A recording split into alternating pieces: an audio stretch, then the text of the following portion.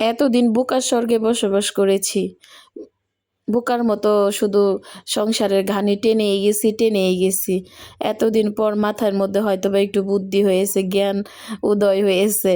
এজন্য সংসারে বাজার খরচের দায়িত্ব সব ছেড়ে দিছি। কিছু আর নিজের ঘাড়ে আর নিজের দায়িত্বে নেইনি। ১টা ২টা দিন না ভাই, সংসারে ৩০টা দিন ৩৫টা দিন সংসার টানা, মুখের কথা না। আর বাজারের সাথে তো সবারই পরিচিত। মাছ বাজারই বলেন, মুদিখানাই বলেন, মাছ মাংসের বাজার বলেন, সবার সাথে সবারই অনেক পরিচিত। তো মাসে যে টাকাটা দেয় কম দেয় না, আলহামদুলিল্লাহ অনেক টাকাই দেয়। বাট আমি মাস চালাইতে পারতাম না। শুধু আমি নিজের টাকা দিয়ে জোড়া দিয়ে মাস চালিয়ে নিয়ে যাইতাম। একের পর এক নিয়েই যাচ্ছি।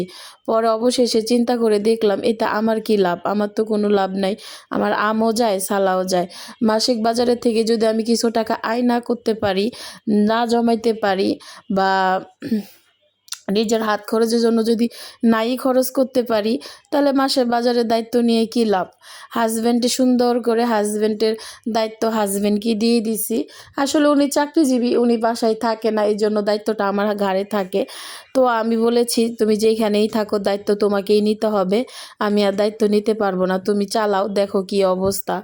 তো বুদ্ধি করে হাজব্যান্ডকে সব বাজারের দায়িত্ব দিয়ে মাসের শুরুতে দেখেন অনেক রকম বাজার নিয়ে চলে এসেছি। মুদিখানা থেকে, চাল ডাল থেকে, এভরিথিং, মাছ মাংস সবজি সব বাজার করার শেষে হাজব্যান্ড যখন হিসাব শুরু করছে, দেখে যে তার কি অবস্থা, যে আমার বোকা বউ এতদিন কিভাবে চলছো, কিভাবে চালাইছো। তখন বললাম যে আমার ব্যাংকে জমানো টাকা থেকে আমি এভাবে প্রতি মাসে ২,০০০, ৩,০০০, ৪,০০০ টাকা করে জোড়া দিয়ে দিয়ে সংসার চালাইছি। যেহেতু তুমি আমাকে ভালোবেসে সংসারের দায়িত্বটা দিয়েছিলা, সেই চিন্তা করে আমি করছি। পরে দেখি যে না, আমি বোকা, তুমি বোকার মতো করতেছি বা বোকার মতো সংসার চালিয়ে যাচ্ছি, এটা আমার কোনো লাভ নাই।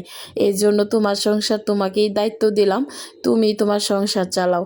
আমি শুধু রান্নাবান্না করব, খাবো, বাসায় আসবা, বাজারে লিস্ট দিব, আর আমাকে মাস শেষে হাত খরচের টাকা দিলেই এনাফ। আমার মাস চালাইতে